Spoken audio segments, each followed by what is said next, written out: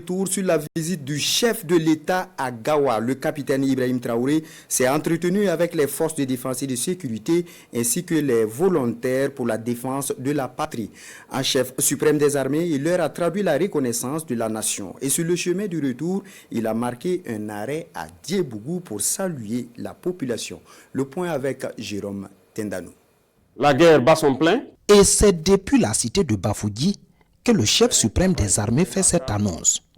Dans cette caserne flambant neuve de la Brigade nationale des sapeurs-pompiers de Gawa, le capitaine Ibrahim Traoré salue la combativité, l'intrépidité et l'exemplarité des troupes engagées dans la région du Sud-Ouest. Ce matin, on a tenu donc à vous rencontrer, à vous dire merci pour le travail abattu, à vous féliciter pour tout ce que vous faites pour cette région, parce que nous suivons tout. Et nous pensons que c'est l'une des régions où vous avez fait un travail remarquable pour faire reculer l'hydre terroriste. Vous avez aussi la chance d'avoir une population résiliente. En témoigne donc le nombre de VDP qui se sont inscrits lorsqu'on a lancé. C'est aller plusieurs fois au-delà de ce qu'on voulait dans cette région. Nous avons aussi appris qu'il y a une bonne communion entre les différentes forces. C'est tout ce qu'on souhaite. Qu'il y ait une harmonie parfaite et que chacun puisse jouer un rôle déterminant dans cette lutte.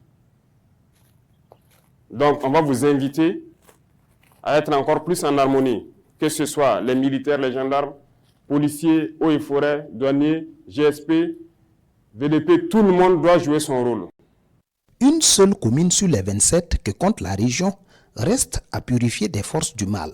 Se réjouit le chef de l'État, qui annonce d'ailleurs une série de mesures pour booster la dynamique en cours.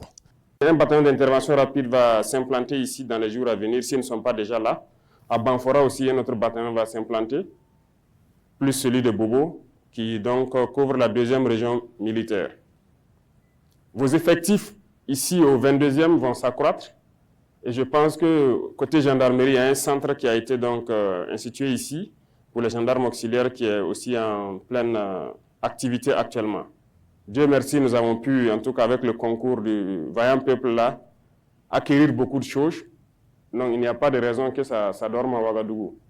Donc nous prendrons ce point aussi et nous allons essayer de vous satisfaire du peu que l'on puisse. Et lorsque il faille monter en puissance de plus en plus, ce qu'on peut, on le fait, ce qu'on ne peut pas, on répartira toujours vers le peuple et on le dira, nous souhaitons avoir ça. Et je pense que ce peuple l'a compris et nous accompagne dans ce combat-là. Et en voici la preuve. Ici à Diebougou, sur le chemin du retour, la population de la cité de la Terre Blanche communie avec le chef de l'État, le capitaine Ibrahim Traoré, en guise de soutien.